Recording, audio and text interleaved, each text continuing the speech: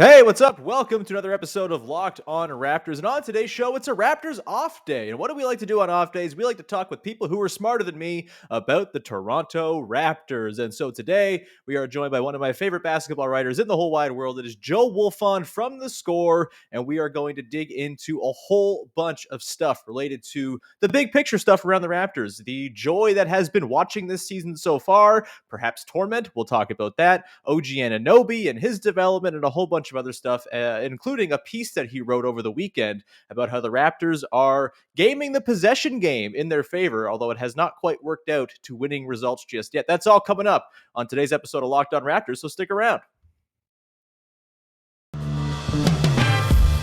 You are Locked On Raptors, your daily Toronto Raptors podcast, part of the Locked On Podcast Network, your team every day.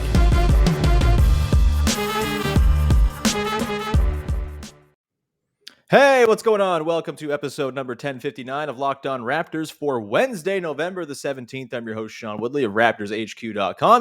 You can find me on always at Woodley Sean. You can find the show at Locked On Raptors. And of course, you can find the podcast free and available on all of your favorite podcast platforms. You can follow, subscribe, tell a friend, and you can subscribe on YouTube as well, which is very much appreciated. And thank you for making us your first listen of the day. Today's show is also brought to you by Calm. For a limited time, our listeners can join LeBron James in using Calm and get a 40% discount off a premium subscription. Go to Calm, CALM.com/LockedOnNBA. More on them a little bit later on. All right, let's get to it on today's show. It is an off day, and we like to take off days to talk to people who are very smart about basketball, about the Toronto Raptors. And joining me now is your favorite basketball podcaster's favorite basketball podcaster. It is Joe Wolfond from The Score and the wonderful Pound the Rock podcast, regular guest of the show, Joey W. How are you, man? I'm doing well, man. Thank you for that intro. Thanks for having me on. Always a pleasure. Good to see you. Doing great.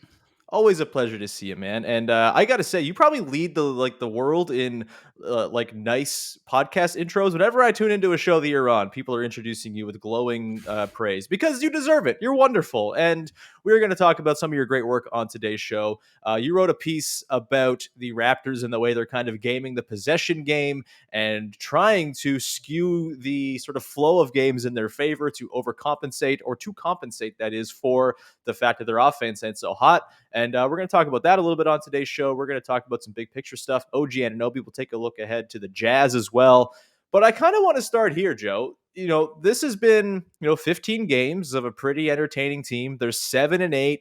I think you could say a few of those games could have gone the other way or whatever. Like that, I don't think it's been terribly against expectation, but I've been finding myself really enjoying this team and enjoying talking and thinking about it. I'm kind of curious for you, you're someone who covers the entire league. You dig into all these teams. It might just be that, I am kind of in the Raptors bubble and find them to be particularly interesting. But do you find this Raptors team is kind of fun and cool to talk about, even if the results maybe haven't worked out so well in the last couple of weeks here? No, I definitely do. And I mean, that's why I wanted to write that piece and dig into some of the stuff that they're doing, just because I do really find it super interesting. For a few reasons. I mean, one, I couldn't really find any other teams that are doing it, at least not to nearly the same extent. And doing it intentionally. Like, you might find a team that is winning the possession battle because, their personnel is such that they happen to be a really good offensive rebounding team, or they happen to force a ton of turnovers. But, Nick Nurse has talked openly about how the Raptors have a benchmark of a possession differential that they want to get to, how their analytics tell them that if they get to that number, that dramatically increases their chances of winning. And so as a deliberate strategy, to overcome what are some pretty clear limitations, I just think that's a really fascinating experiment. And I think, there are just generally a lot of fun, likable players on this team. It's as far as teams that are in this kind of development phase where it's a little bit in between. Obviously, they're a young team, but their core, 3 of those 4 guys are veteran players. They're younger veterans. They're all, Fred and Pascal are 27. OG is 24. So obviously they're still, very much in their primes or haven't even hit their primes yet. But right, it's not like they're a team that is doing this ground up rebuild, right? Like they have what could be a future superstar potentially that they just took fourth overall in the draft. And we'll see, the extent to which they cater their next moves and their rebuild to that specific player. But for now, it's, very much a team that's kind of like building on two tracks and I guess trying to see what it has with the group of players currently on the roster and whether that can work long term. And I think that makes it really fascinating because, for any team, I think you're always like certain teams are always going to be focused on different timelines, right? And you can be a win now team that is trying to win a championship now, or you can be a win now team that is just, okay, these are the players we have, and we're going to just be, try and be as good as we possibly, I'm thinking of like, the Indiana Pacers for just to like pull one name. Classic Wolfond. Or like, the Bulls, okay? Like the Bulls. The Bulls are a win now team. I don't think that the Bulls have championship upside as well as they have played to start this season, but they're very much focused on winning in the present. They have shelled out a lot of draft capital. They've shelled out a lot of money. Clearly their focus is on winning as many games as they can in the present. There are other teams that are very much focused entirely on the future, like, OKC, for instance. And then there are teams like the Raptors that are kind of in the middle, where they would like to be competitive now, but, it's more of a long-term vision. But what happens now still very much matters as far as how things are going to go in the future. So that's what fascinates me about them. And then obviously the specific way that they're going about it makes it that much more interesting. And I guess my feeling about that is, okay, a lot of this is experimental. A lot of it is very fun. It's interesting. It's super frustrating at times. How much of what they're doing now is going to be part of their identity? How much of it is going to be, what they're doing 3, 4, 5 years from now when, they're ideally, trying to competing for championships again. Like that's, I guess, the big question that I have right now, because as exciting, as fun, as unique as their team building project is right now, sustainability, I definitely feel like it's a question that I have as far as their style of play and just the style of team that they've built. Yeah, I mean, it's so interesting because it's kind of uncharted waters in a lot of ways, right? Like we've never really seen a team go all in like this on such a specific style of play and sort of, hoarding a specific collection of similarly shaped players who have similar limitations and all of that. And yeah, I guess it is sort of a question of, is this the philosophy they've adopted because they have to, because they don't have, a traditional guy who can build like a standard, pick and roll heavy, play like everybody else and, just do it better than everybody else type of team? Or is it actually just like the way the front office views basketball is headed? And do they think like, oh no, this is what teams are going to be successful with in the next 3-4 years? And, I do wonder how like Scotty Barnes plays into all of that. And, did they draft him sort of thinking he'd be one thing and then all of a sudden he's maybe more than we thought he might be? And does that change the course at all? As far as like the unsustainable elements of it, I'm curious like what you think are the things that kind of give you a little bit of pause. What are the red flags for you in terms of unsustainability that this team has kind of been leaning on so far this season? I think, playing without a traditional rim protector, just, the struggles that they've had at the center position. And again, that goes to what you were saying about, are they playing the way that they're playing because it's what they have to do right now? Big picture, they very well may see this team having like a traditional hulking bruiser in the middle. That may be part of their plans, and they just haven't found the right guy to fill that role yet. And they're kind of treading water, or they're finding Band-Aids in the meantime. So sending, assistant coaches into certain Midwestern towns to potentially collapse teams from inside to let big men become free for trade. I didn't say that. Yeah. I mean, hell, that'd be a hell of a nice fit. if I'm reading that correctly, your Yeah. suggestion. But It rhymes with Schmarl, Schmanthony, Schmounds, or something along those lines. But back to what yeah. you were saying. I just, I don't know how sustainable that is. Mhm. I think we've already seen, I mean, really in the last 2 years, we've seen a lot of the drawbacks of that, of just being as weak as they've been at the center position, of having to rely on small ball lineups that can be effective in certain matchups Mhm. and can be, effective for certain periods of time. But just over the long haul, it's like the concessions that forces you to make, I think, become untenable at a certain point. And it's at both ends of the floor. Like, I think we've really seen Mhm. that at the defensive end. Like, I came into this season thinking that the Raptors were going to be a no doubt top 10 defense. Right now, they're 19th in the league. Yeah. Like, they're top 10 in offense right now. And I would have thought that at this point in the season, if they were top 10 in offense, that they would be a solidly above 500 team. And they're not, because their Yeah. defense has been a mess.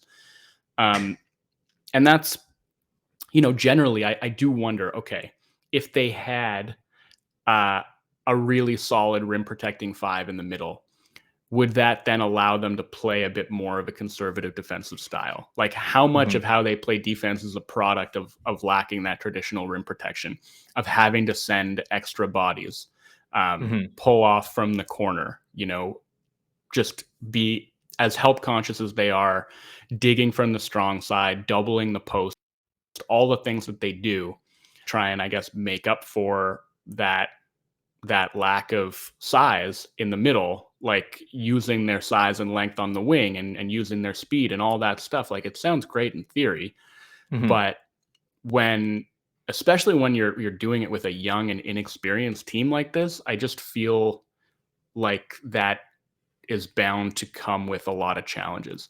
And a big part of the reason that I was excited and high on the prospect of what this defense could be this year was I really did expect Nick to scale things back, Yeah. because of the inexperience of the team, because of like the connectivity and communication that is required to pull that scheme off and be effective doing it. I just figured that was going to be too tough to do with this younger group, and that it was going to kind of have to change, like, by Mhm. necessity. And it hasn't. And I think we're really seeing the cracks right now. So again, that's something where, with a certain lineup on the floor in a certain situation, playing a hyper aggressive style can absolutely be effective. Mhm. If the opposing team knows it's coming, or if your team isn't like fully connected, if the communication isn't there, if it isn't like all five guys working in perfect harmony, then you're going to spring a lot of leaks. So that's another thing where I'm like, okay, is this like part of the plan? Like, you want this team ultimately just to like get more familiar and get better playing this particular style, or is this another stopgap Yeah. where you're just, trying to figure out what works this season with the pieces that you have on hand, and then ideally, moving towards a future where the roster is a bit better optimized and can play maybe a little bit more of a conservative scheme. Like, those are the questions that I really have, and how much, like, which thing is impacting the other. Yeah. Yeah. Is the style that they want to play impacting the roster decisions that they're making, or are the roster decisions impacting the style that they're playing? And I don't really have an answer to that right now, but I do think all of that makes them super interesting now and Yeah. looking toward the future.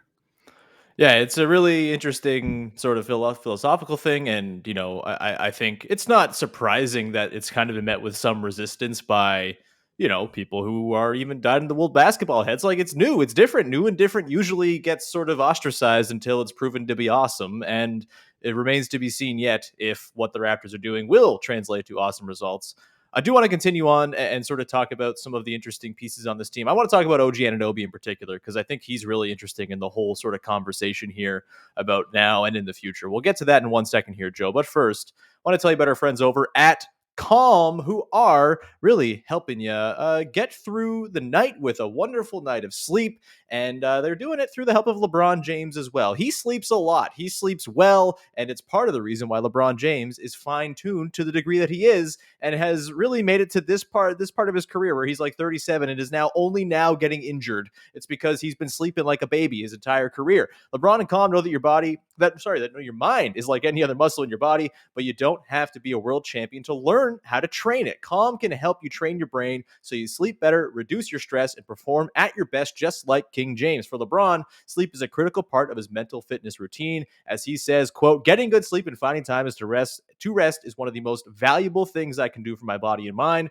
From the sound of the rain falling on leaves to bedtime sleep stories, Calm puts me to sleep within minutes, which means I can wake up ready for any challenge," unquote. So if you head to calm.com/LockedInNBA for a limited time, you get 40% off of a Calm premium subscription. With Calm, you have access to nature scenes LeBron loves, like those rain on leaves, and so much more like sleep stories, meditation, so you can be ready for any challenges that life throws your way. Again, for a limited time, our listeners can join LeBron in using Calm and get a 40% discount on a premium subscription at calm.com/LockedInNBA. That's CALM.com/LockedInNBA.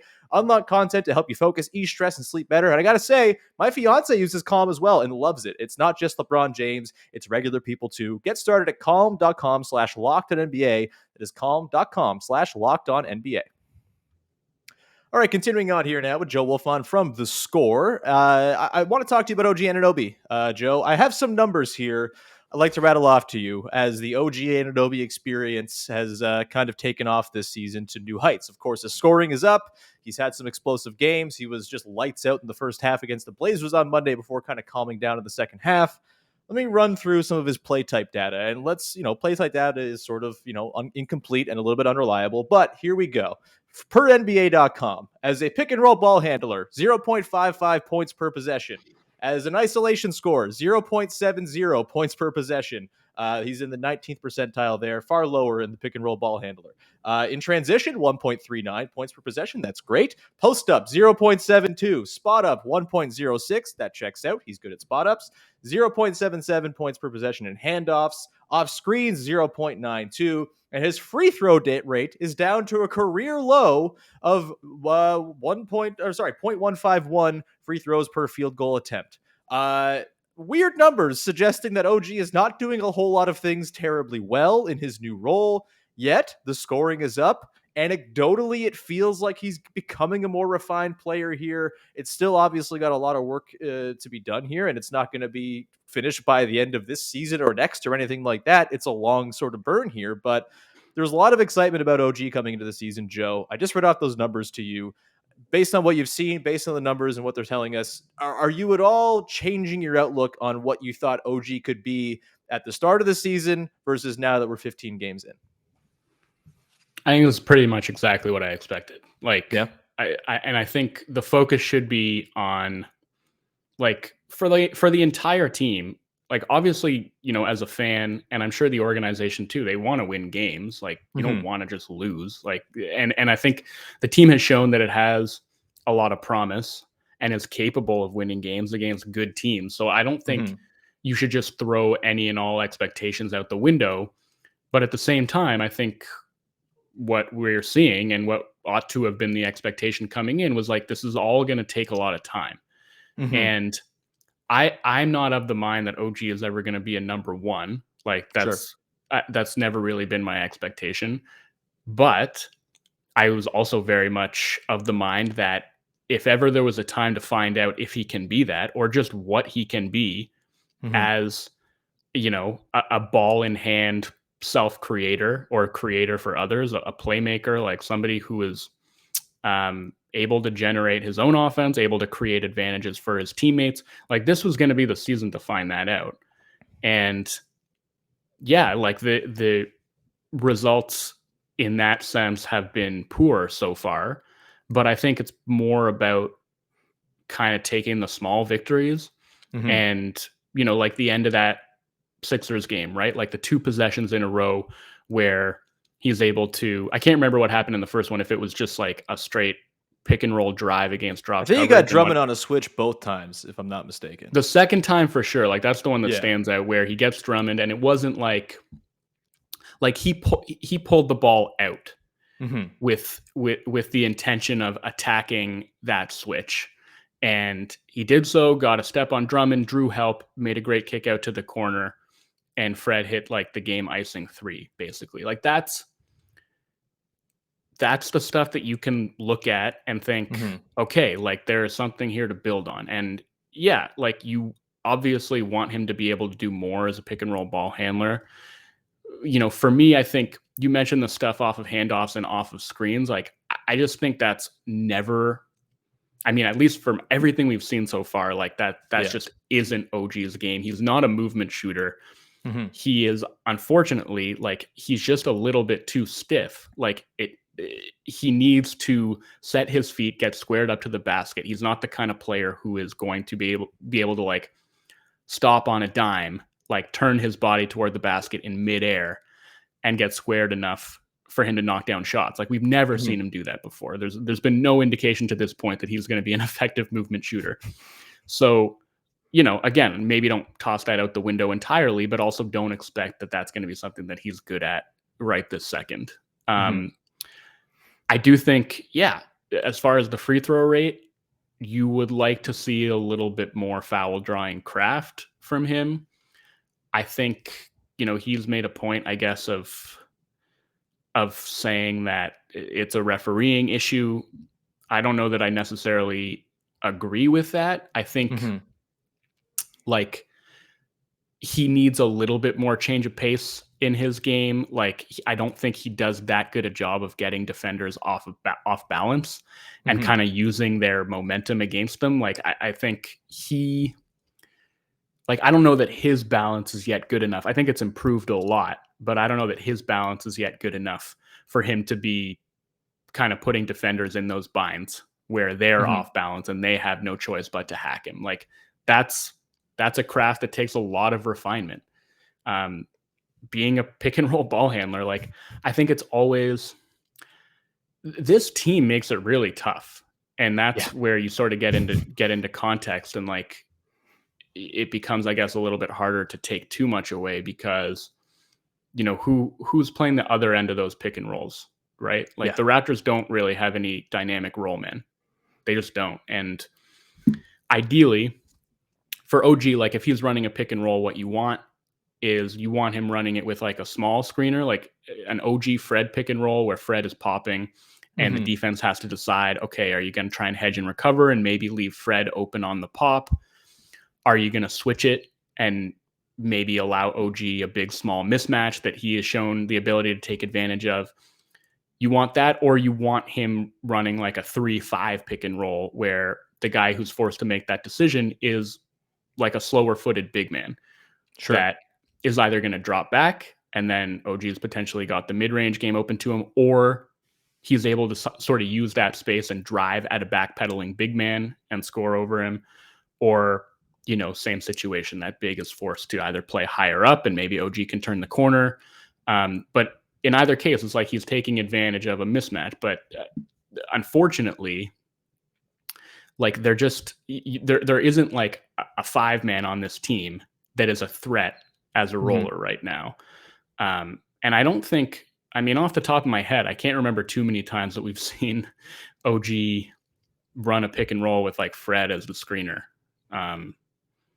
But I just think that's like, given the Raptors roster construction, that's just going to be a little bit difficult. And so I feel like what we've wound up seeing is just like a ton of ISO from him.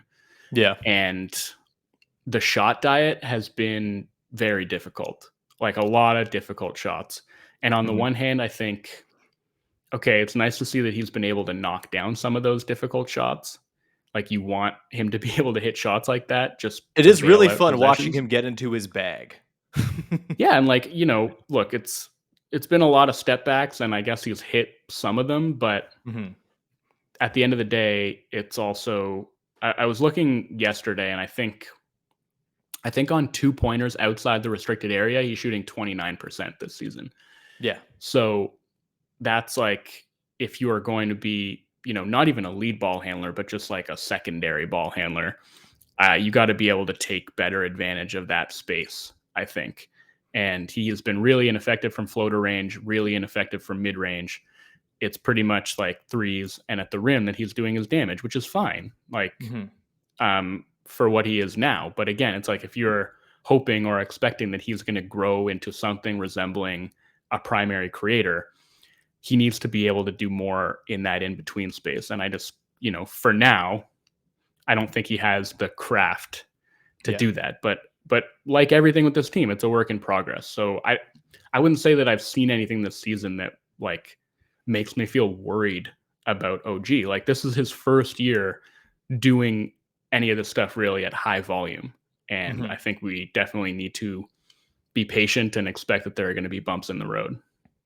Yeah, and I would expect, like, now that Pascal Siakam is back, like, I would expect that things are going to get a little bit easier for him. He's not being asked to create everything. He's not being thrown the ball in crunch time and saying, hey, go to work, OG, which is just not, outside of a couple instances like that Sixers game, it just hasn't really produced great results. And, it was a bit of an ass backwards sort of development curve for him to be put on in that first 10 games without Siakam. It's like, hey, you've spent your entire career as this supremely low usage, very efficient catch and shoot guy who dunks sometimes. And now you're being asked to like kind of skip a step. And I think now that Siakam's back, he can kind of go back into that more secondary role where I do think there's a lot that can be kind of sort of worked on here and maybe improved in terms of the different play types and whatnot. Like, I think, as a second side guy, attacking off of a swing from Pascal, like there's a lot he's just powerful, man. It's hard for people to stay in front of him once he does get a head of steam going. And I think that should really help him out.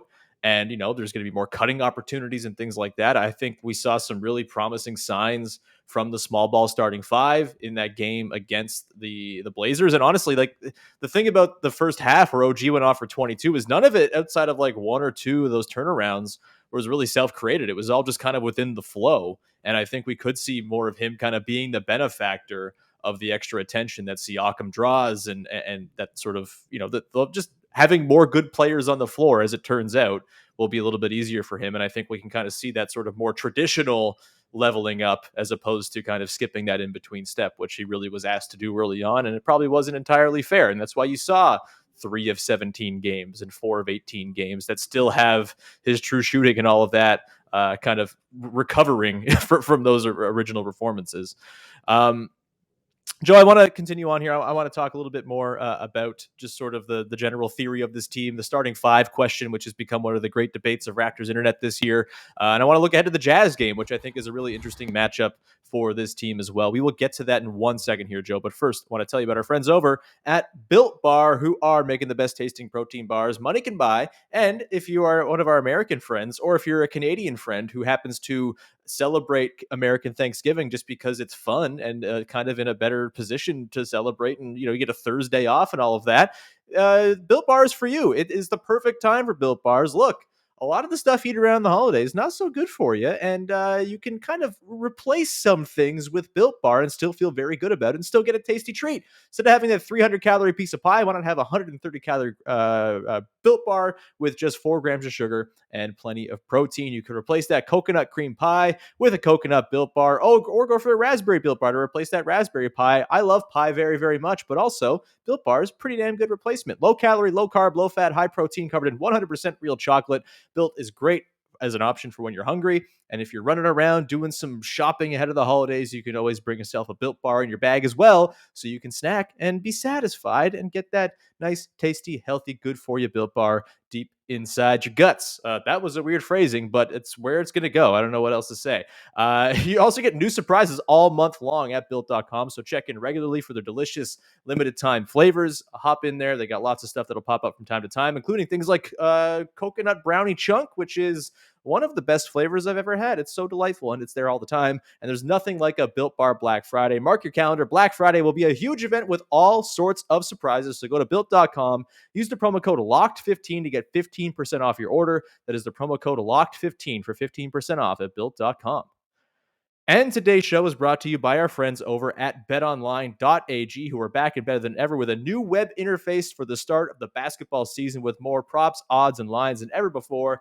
BetOnline remains your number one spot for all the basketball and football action this season. Head to our new updated website and sign up today to receive a 50% welcome bonus on your first deposit, meaning you put in $100, you get $150 in your account to play with. That's a great deal. From basketball, football, baseball futures, you want to bet on the Blue Jays winning the World Series after signing Jose Barrios, go ahead and do it. You can do it at BetOnline. Same with the NHL, boxing, UFC, right to your favorite Vegas casino games. Don't wait to take advantage of all the amazing offers available for the 2021 season. BetOnline is the fastest and easiest way to bet on all your favorite sports. BetOnline is where the game starts. All right, we will round things out here with Joe. And I want to ask you about, again, the great question of Raptors internet of our time. Who should the starting five be for Nick Nurse? We saw, once again, they go small against the Blazers. I think the Jazz game on Friday will be kind of Thursday will be kind of an interesting test case for this. If they're just going to roll small all the time or mix and match depending on the matchup with Rudy Gobert out there. Where are you at with this, Joe? I think people from this who listen to this podcast know I'm firmly on the play the five best players. I'm cool with it. I think that it can work as an offensive lineup. I think the defense will come along in time. I think Scotty Barnes has shown a lot of things in terms of like center type skills that have been pretty promising. But there is the faction of the folks who want Ken Burch to start as well, which creates the conundrum of who goes to the bench. Joe Wolfond, who do you think should start for the Toronto Raptors? I really just think that it should be matchup specific. Like, right. Maybe that's a cop-out answer, but I think there are gonna be matchups where you're really gonna want to have.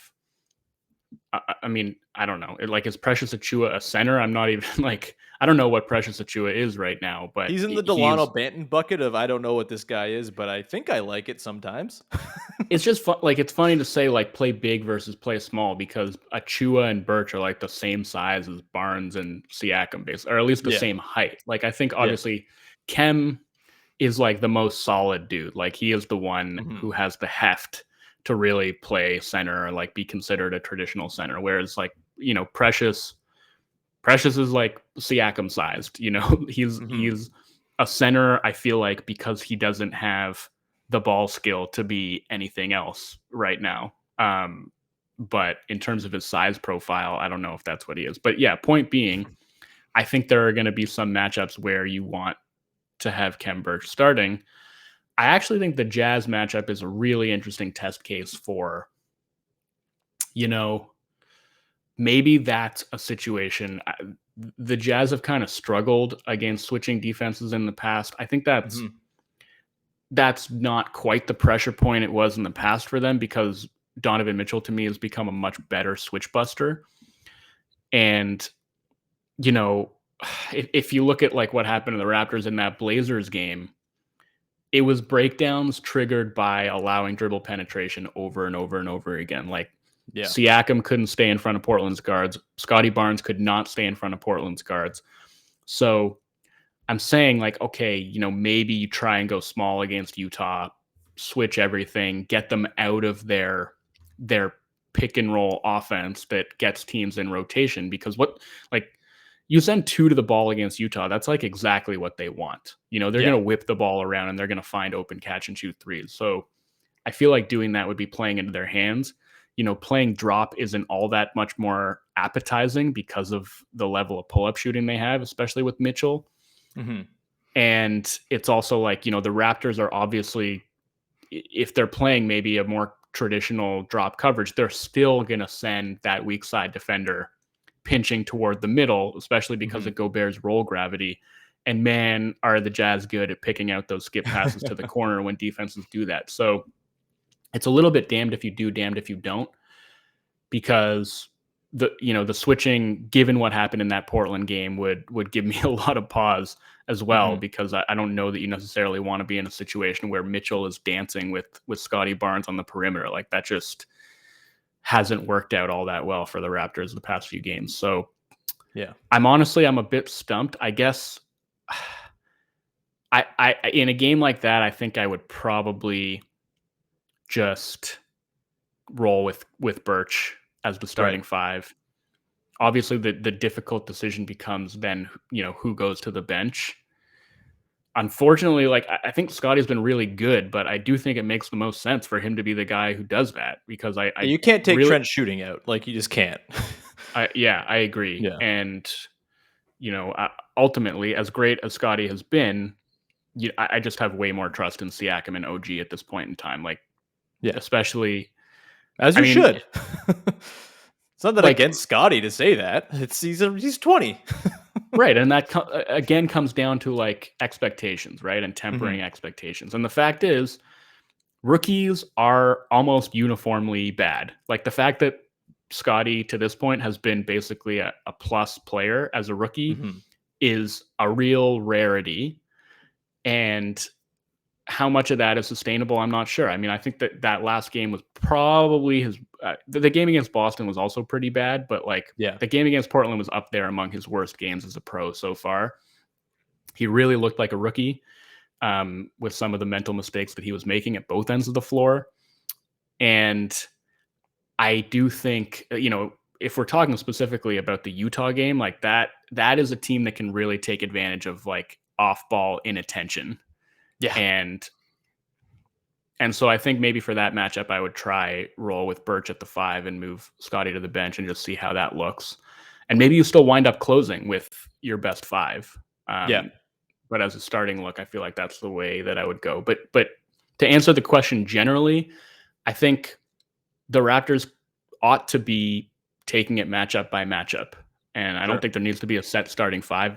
Nurse has never really had a set starting 5. Like he's never been opposed to tailoring his lineups to certain opponents and mixing and Hmm. matching and tweaking the starting lineup as the season goes along. So I don't see why we need to land on this ironclad starting 5 that doesn't change from one game to the next. I don't think that's going to be the case.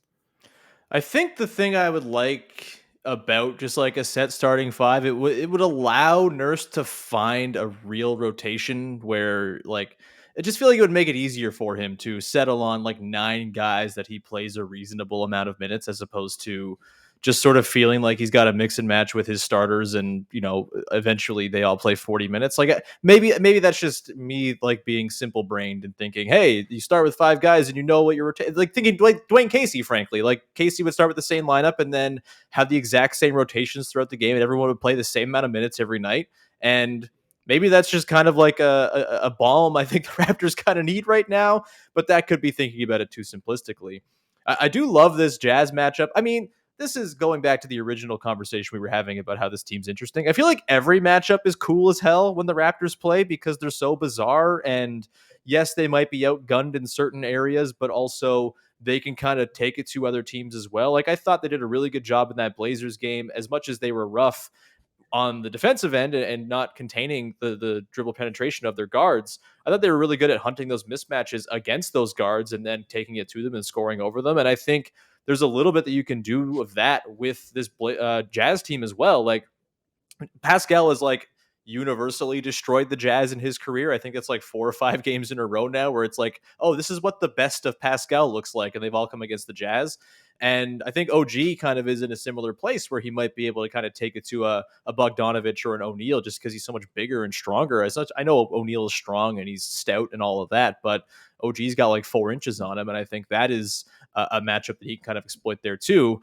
So, yeah, I mean, I think you're right in that it's a tricky balance to find to what they do defensively with the Jazz. And I think I would opt for whatever has them scrambling around the least Mm-hmm. because yeah, as much as it might suck if you get Barnes on a switch with Mitchell and Mitchell can blow by him because Barnes seems to love to play guards right up in their teeth and just give them the alley to go by them.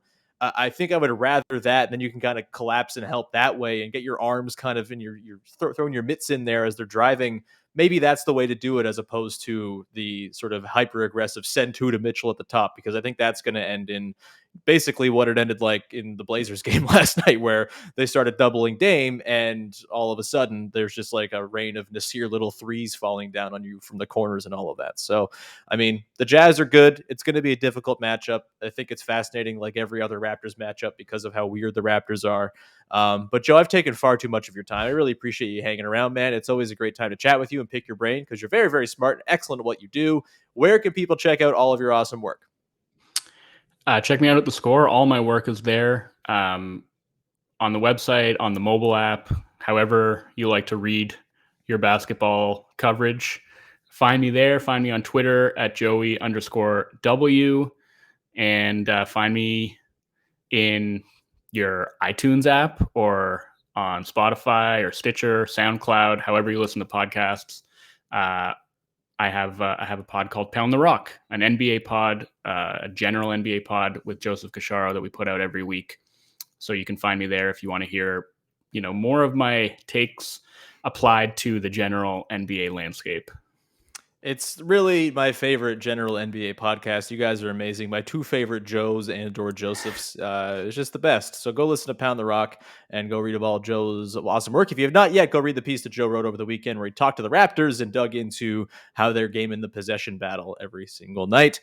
It's really great stuff. So Joe, thanks so much for popping by, man. Always good to have you on. We will talk to you soon. Listener, thank you so much for being here. And as always, thank you for making us your first listen of the day. Now go make your second listen of the day. Locked On Fantasy Basketball, as Josh Lloyd is covering you with everything you need to know about fantasy hoops and helping you win your leagues. He's awesome. If I played fantasy basketball, Josh Lloyd would be the guy that I go to in the moments where I have played. I have asked him advice plenty of times, and he's never led me astray. You can, of course, subscribe to, rate, review, follow the podcast free on all platforms, and subscribe on YouTube. It's much appreciated.